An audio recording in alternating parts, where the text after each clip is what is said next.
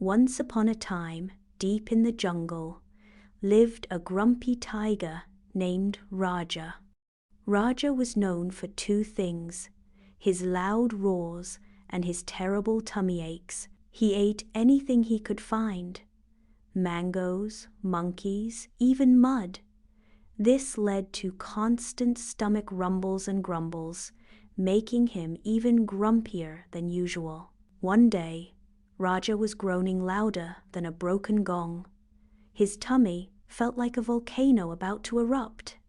He slumped against a giant baobab tree, whimpering sadly. Just then, a sleek cheetah named Zara zipped past. Zara, known for her speed and quick thinking, stopped to see what the commotion was about. "What's wrong, Raja?" she asked, tilting her head. Raja grumbled, "My tummy, it's awful. I ate too many mangoes and a particularly grumpy-looking beetle. I feel terrible." Zara, ever the helpful cheetah, thought for a moment. She knew the jungle held the cure for almost anything. "I know just the thing," she declared. "Follow me." Zara led Raja to a clearing filled with vibrant purple flowers. They were jungle berries, known for their soothing properties. Zara carefully picked some of the ripest berries and showed Raja how to gently crush them, mixing them with some cool spring water. Raja, skeptical at first, hesitantly drank the mixture. It tasted surprisingly sweet and refreshing. To his amazement, the awful rumbling in his tummy slowly subsided. He felt a wave of relief wash over him. "Wow, Zara," he said, his voice much softer than usual. "That was amazing. My tummy feels much better." Zara smiled, her bright eyes sparkling. "You see, Raja, sometimes the best cures are the simplest, and eating everything in sight isn't always a good idea." From that day on, Raja learned his lesson. He still enjoyed a good mango, but he was much more careful about what he ate. He even made friends with Zara, often visiting her for her wise advice and delicious berry concoctions. He learned that even a grumpy tiger could be happy with a healthy tummy and a helpful friend. And, most importantly, he learned that a little kindness and a simple cure can go a long way in the jungle, and everywhere else too. Once upon a time, in a sun-dappled forest filled with juicy berries and bouncy mushrooms, lived a grumpy wolf named Wally. Wally wasn't just any wolf. He was a very hungry wolf.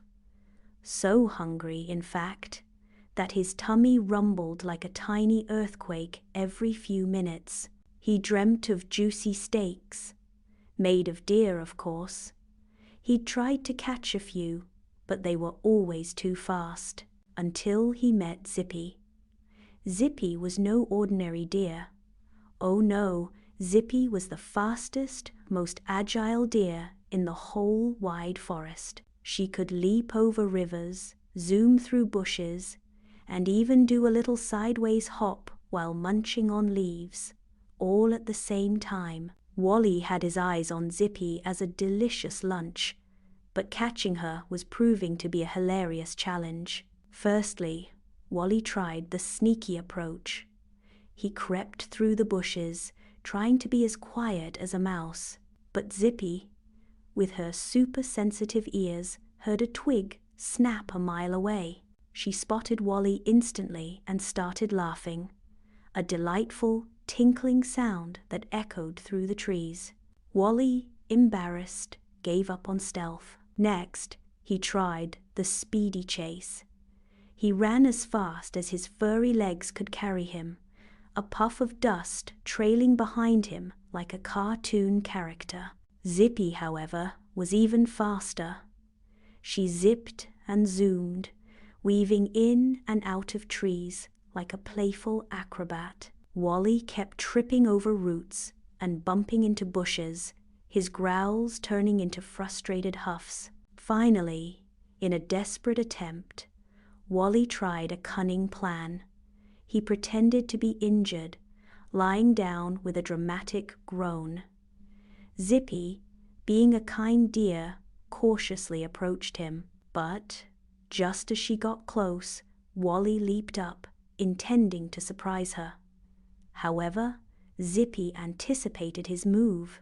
With a swift kick of her hind legs, she sent Wally tumbling into a puddle of mud. Covered in mud, defeated, and very, very hungry, Wally finally gave up. Zippy, giggling from a safe distance, offered him a juicy berry. Wally, surprised by her kindness, accepted. Perhaps, he thought, friendship was better than a midday meal, especially when that meal constantly outsmarted you.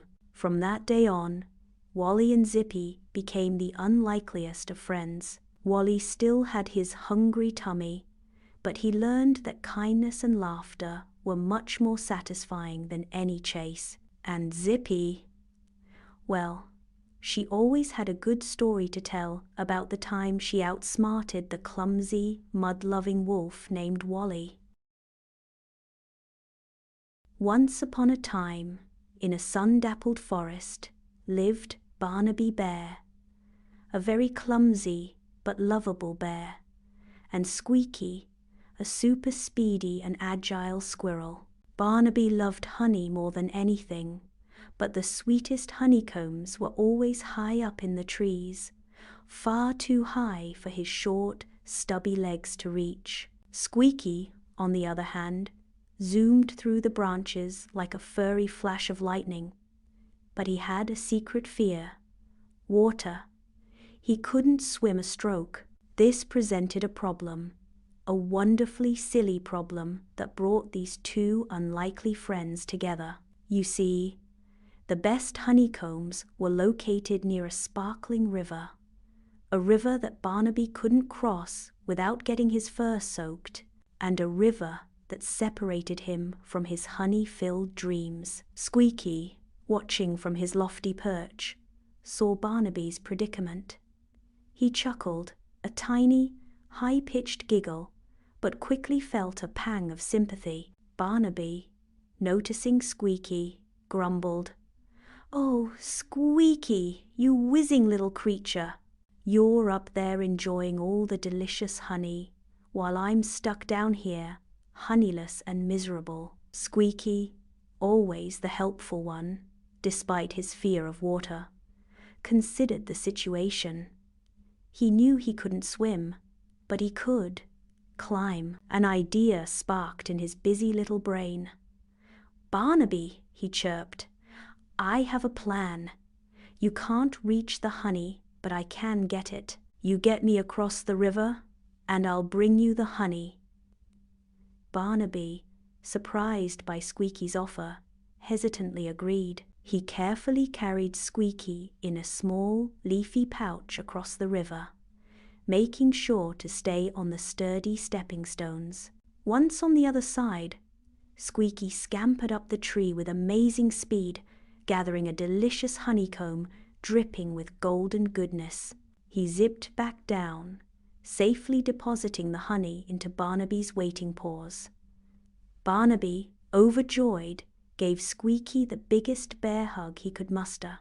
He then shared his sweet prize with his new friend. They both munched happily, appreciating not only the delicious honey, but also the value of friendship and teamwork. And so, Barnaby Bear, who couldn't climb, and Squeaky Squirrel, who couldn't swim, learned that even with their differences, they could overcome any obstacle with a little help from a friend. They proved that sometimes the sweetest rewards come from unexpected partnerships and a willingness to help each other. Their friendship, like the honey they shared, was truly special and sweet. Once upon a time, in a land filled with sunshine and silly animals, lived a lion named Leo and a horse named Horace. Leo was known for his magnificent, fluffy mane, a glorious golden cloud that bounced with every roar. Horace, on the other hand, possessed a tail so long and swishy, it could practically sweep a whole stable clean. Both were quite proud of their impressive hair, often boasting to each other about its superior qualities. One sunny afternoon, a playful argument erupted. Leo, with a booming chuckle, declared, "My mane is far superior. It's majestic, regal, the stuff of legends." Horace, not one to be outdone, whinnied, "Nonsense! My tail is far more useful. I can swat flies, keep cool, and even use it as a dustpan." Their argument escalated into a full-blown, hair-brained competition. Their first challenge involved scaring away a flock of cheeky birds. Leo roared his loudest, his mane shaking dramatically. The birds, initially startled, quickly returned, finding Leo's loud roar more amusing than frightening. Horace, however, elegantly swished his tail, creating a whirlwind that sent the birds scattering in all directions. Point to Horace. Next, they attempted a race. Leo, with his mighty mane, thought he'd easily win, but his mane got tangled in a bush, causing him to trip. Horace, with his long, graceful tail guiding his direction, zipped past, winning the race with ease. Another point for Horace. Finally, they tried a fly-catching contest. Leo tried to catch the buzzing insects with his massive paws, but his mane kept getting in the way. Horace, meanwhile, deftly used his tail like a fly swatter, effortlessly catching dozens of flies. The final point went to Horace. It was clear. Horace's seemingly simple tail was far more versatile and practical than Leo's impressive mane. Leo, a good sport at heart, finally admitted defeat with a hearty laugh. He realized that true greatness wasn't about having the biggest or flashiest feature, but about how cleverly you used what you had. From that day on, Leo and Horace remained the best of friends, always ready to laugh at their silly competition and marvel at each other's unique qualities, mane and tail alike. And that, my friends, is a story that shows us it's not the size of the hair, but the way you use it that counts. Once upon a time, in a lush green jungle, lived a very hungry snake named Slither and a very greedy monkey named Miko. Slither was so hungry. His stomach rumbled like a tiny earthquake every few minutes. He slithered through the jungle, his eyes peeled for a juicy, delicious meal. Miko, on the other hand, was always stuffing his face. He loved mangoes more than anything in the world, and he'd hoard them, leaving none for the other jungle creatures. One sunny morning, Slither spotted a bunch of ripe, yellow mangoes hanging low on a branch. His stomach growled louder than ever. He imagined the sweet, juicy taste, a welcome relief from his empty belly. But then he saw Miko, already halfway up the tree, stuffing his cheeks with mangoes. Slither felt a pang of sadness, and then a brilliant idea. Instead of trying to grab the mangoes himself, Slither decided to use his cleverness. He slithered quietly to the base of the tree and started to hum a little tune. It wasn't a very good tune, more like a series of hisses and clicks, but it was enough to distract Miko. Curious, Miko stopped munching and looked down.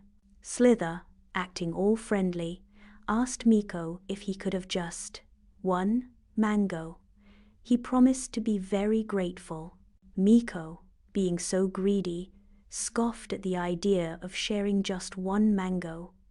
He had a whole pile of mangoes, after all. He chuckled, tossed a single, slightly bruised mango down to Slither and went back to his feast. Slither, delighted with his small victory, ate the mango slowly, savoring each bite. But then he had another idea. He saw a beautiful, plump mango hanging right above Miko's head.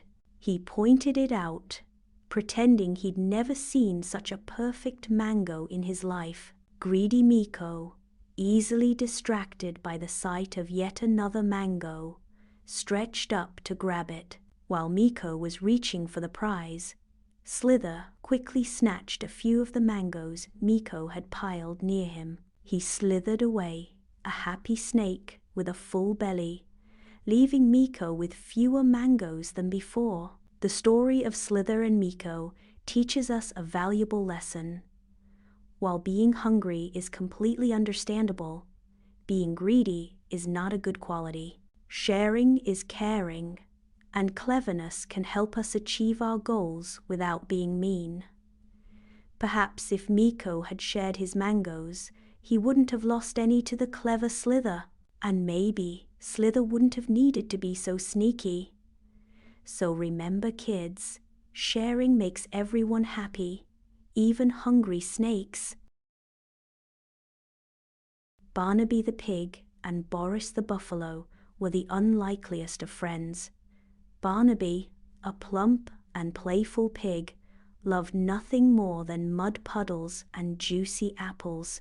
Boris, a large and lumbering buffalo, preferred quiet naps in the sun and munching on tall grass. Their friendship, however, was a testament to the fact that opposites can, indeed, attract and create hilarious situations.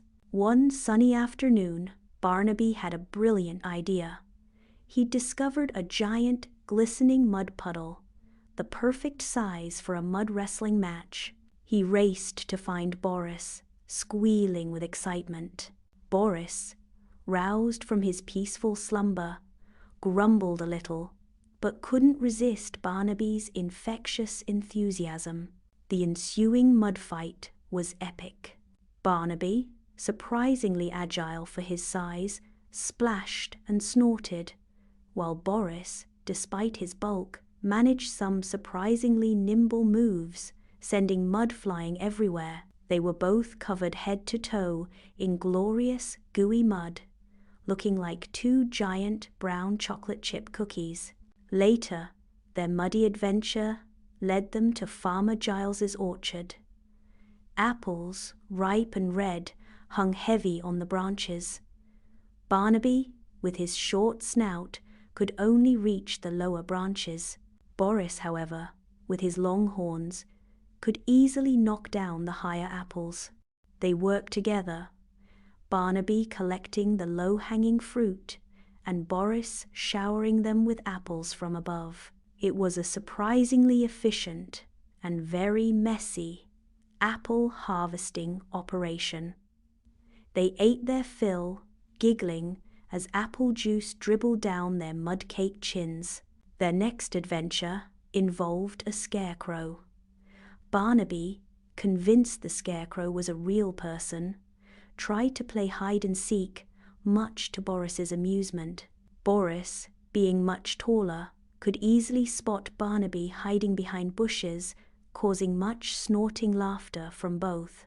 They spent the rest of the afternoon chasing each other around the scarecrow, creating a playful chaos that even Farmer Giles found charming. By the end of the day, Barnaby and Boris were exhausted but happy. They were covered in mud and apple juice, but their hearts were full. Their friendship, born from a shared love of adventure, proved that even a pig and a buffalo, as different as they were, could be the best of friends. Their day showed that laughter, teamwork, and a good mud puddle can make for the most memorable adventures, and that sometimes the best friendships are found in the most unexpected places, covered in the most unexpected mess.